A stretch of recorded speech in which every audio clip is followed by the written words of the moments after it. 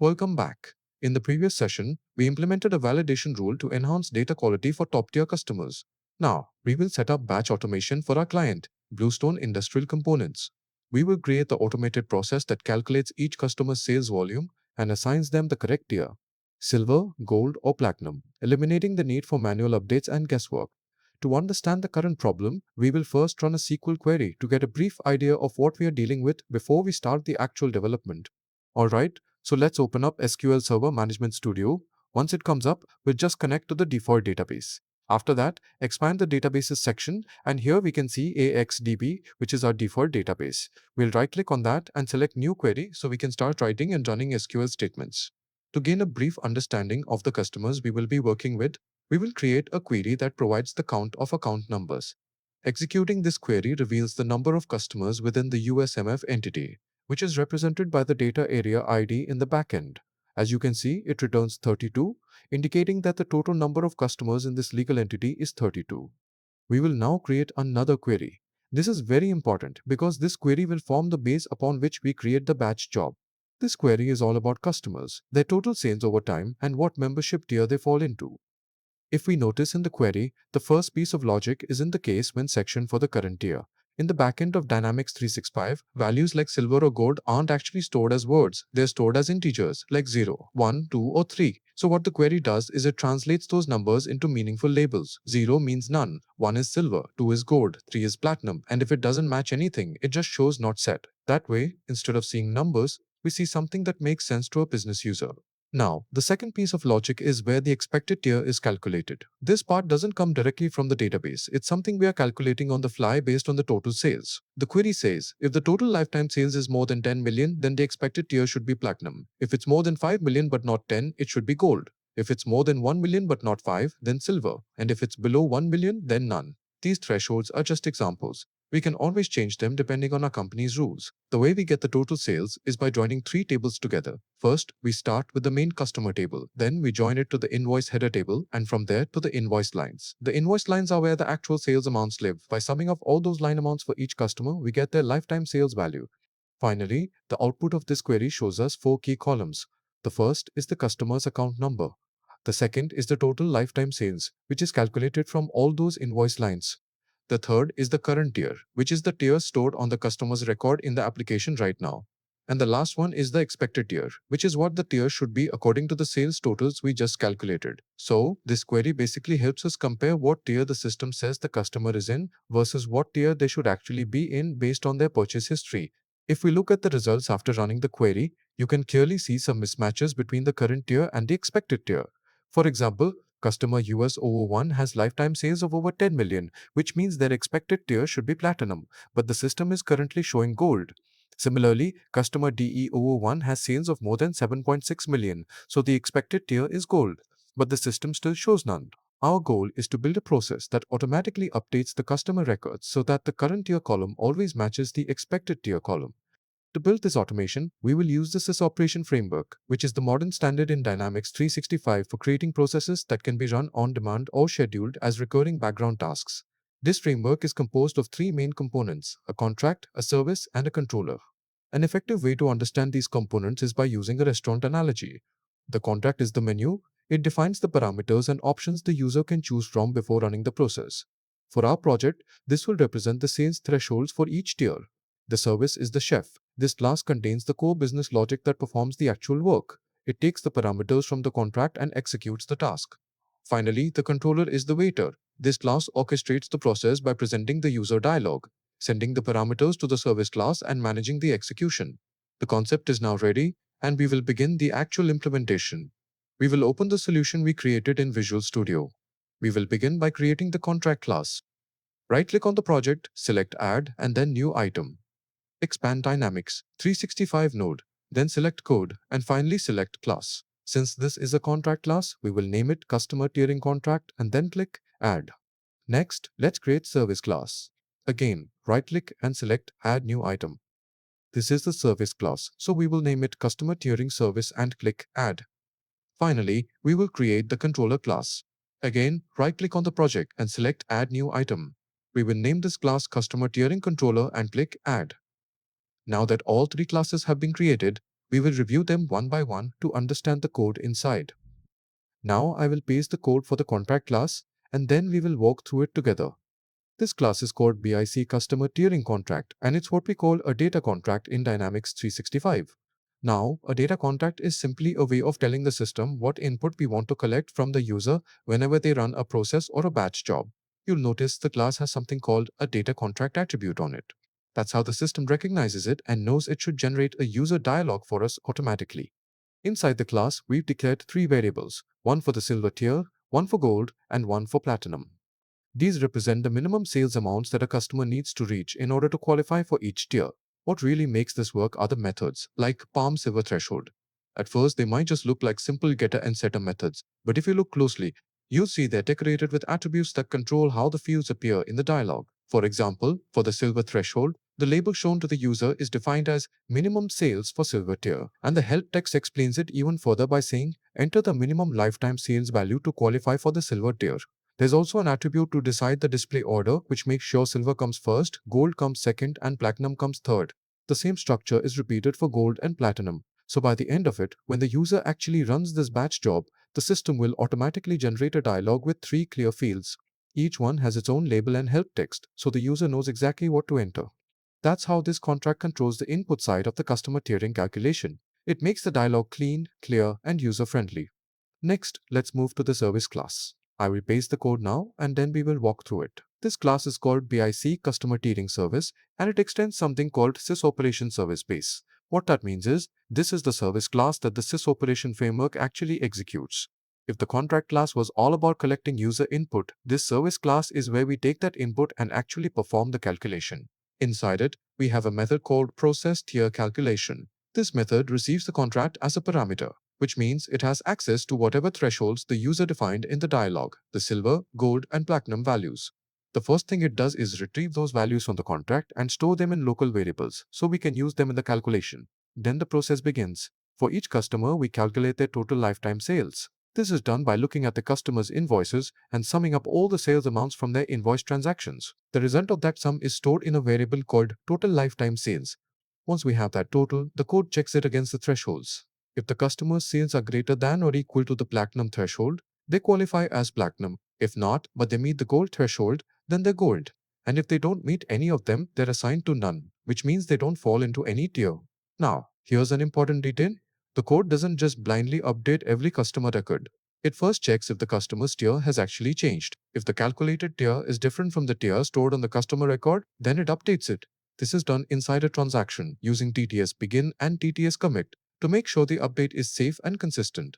Every time a record is updated, a counter is incremented so we know how many customers were changed during the process. Finally, when the loop finishes, the system shows a message confirming the process is complete and telling us the total number of customers whose tiers were updated. So in short, the service class is the engine.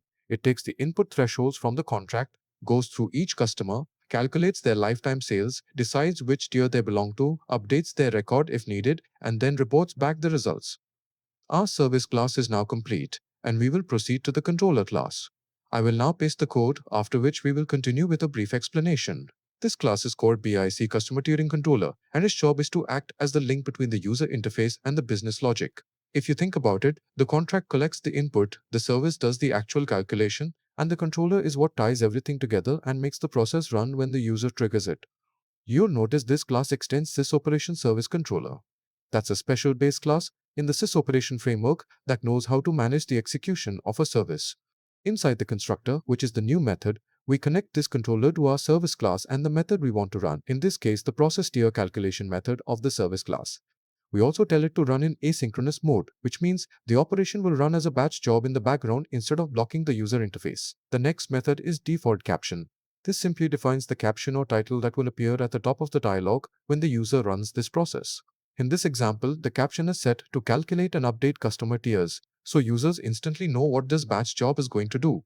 There's also a construct method, which is just a standard factory method. It creates and returns a new instance of the controller, already configured and ready to run. Finally, the most important part is the main method.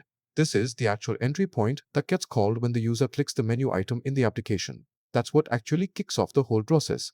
The dialog appears, the user enters their thresholds, and once they confirm, the service class is executed in the background.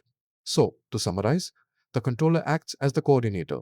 It identifies the service to run, ensures the process launches in batch mode, provides the user with a caption to work with, and links the menu item in the user interface to the underlying business logic. Without the controller, the contract and service would just sit there. The controller is what brings them to life in the application. Now that all the classes have been created, we can proceed with the build. Simply right-click on the project and select Build. Okay, so if you look at the logs, our build has failed and it states that a reference to this model is needed. We can resolve this simply by adding that specific model as a reference. At the top, click on Extensions, then select Dynamics 365, followed by Model Management, and finally, Update Model Parameters. The Update Parameter Model window will open. Under Model Name, select our BIC Customer Management Model. After that, click Next. Here, locate the Fiscal Books package and select it. Then, click Next again. Click on Next again. Verify that everything in the summary is correct and then click Next. Once everything is set up, we can try to build again. We will right-click on the project and select Build.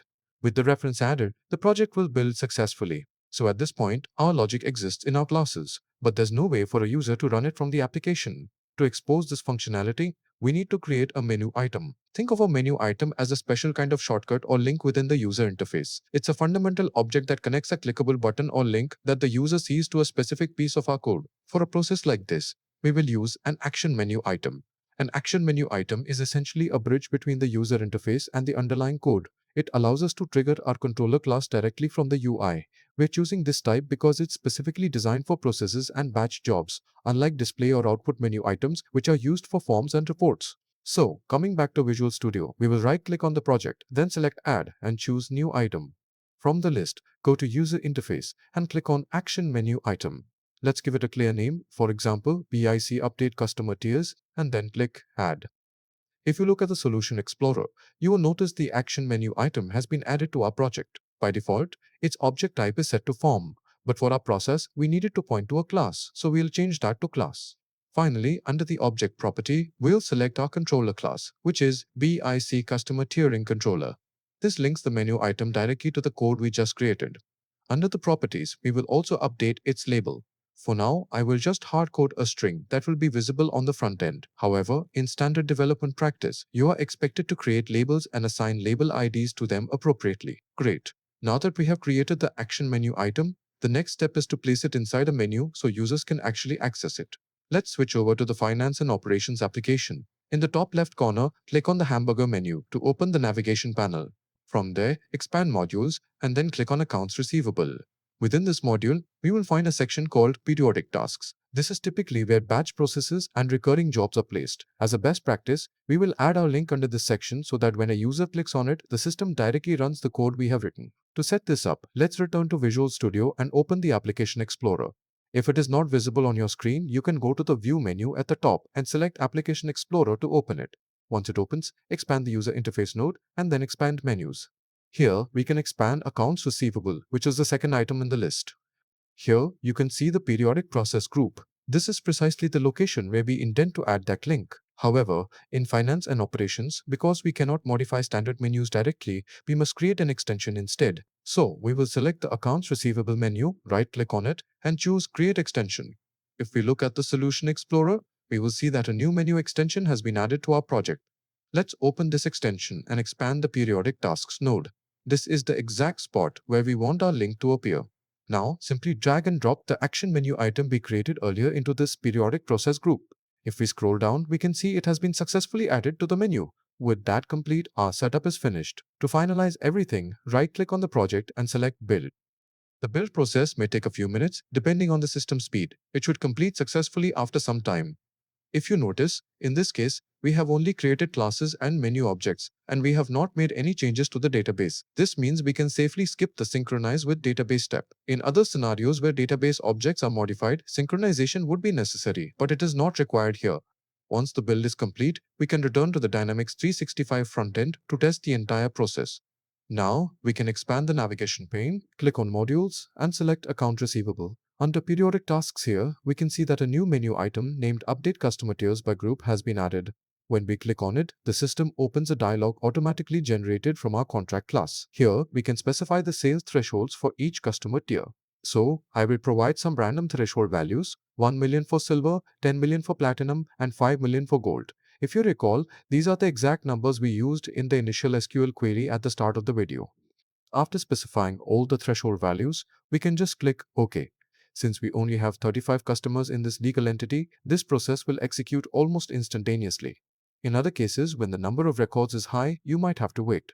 To verify the result, we will use the initial SQL query. If you recall, when we ran this query earlier, the current tier and the expected tier didn't match. Let's rerun the query now. As you can see, they're perfectly aligned, confirming that our code executed successfully and the data has been updated as intended. However, if we don't want to rely solely on the SQL query, we can also verify the result directly in the application. To do that, let's expand the left navigation pane and under Customers, click on All Customers. Now, let's open a random customer record. I'll select US002. Inside the form, we can see that the customer tier has been updated to Gold. This matches the result we saw earlier in our SQL query, where the expected tier for this customer was also Gold. Now that we have confirmed the process runs correctly and updates the data as expected, the next step is to automate it.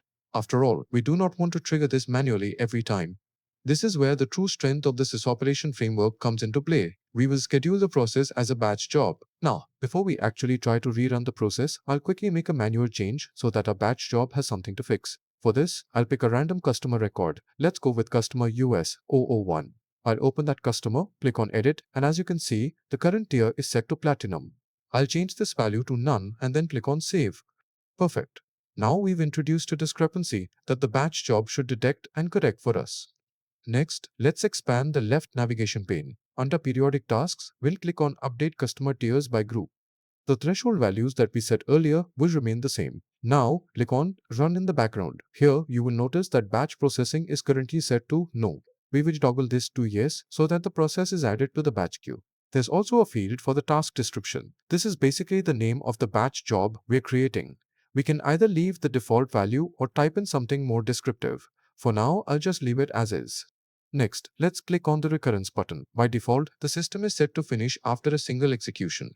But if we wanted this to run daily, we could select No End Date so that it keeps running indefinitely. Alternatively, we could specify an exact end date if we only wanted the job to run for a fixed period of time. For this demo though, we'll just leave it as a one-time run. In the Recurrence Pattern section, we can choose how often the job should repeat. For example, every 10 minutes, hourly, daily, weekly, or even monthly. This flexibility lets us schedule the process exactly the way the business requires.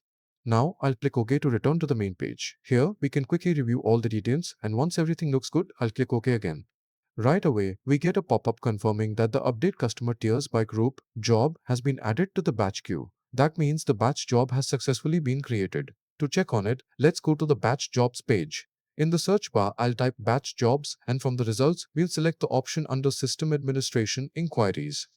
Here, in the search box, I will type tiers, surrounded by asterisks, and press enter. We can see our batch job listed, already completed, with the status showing as ended. Finally, let's confirm whether the customer record was corrected.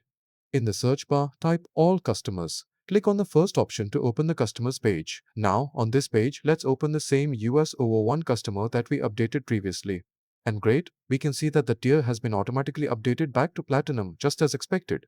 So with this, we've confirmed that the batch job executed successfully. And the best part is, we don't have to keep running it manually. By simply adjusting the recurrence settings, we can have it run nightly or on any schedule we choose. So the customer tiers are updated automatically without any further effort. Now, just to quickly recap what we accomplished in this session, we created the contract, service, and controller classes, built and deployed our menu item, scheduled the process as a batch job, and finally verified that the customer tiers were updated correctly. Thank you for staying till the end. We'll see you in the next session.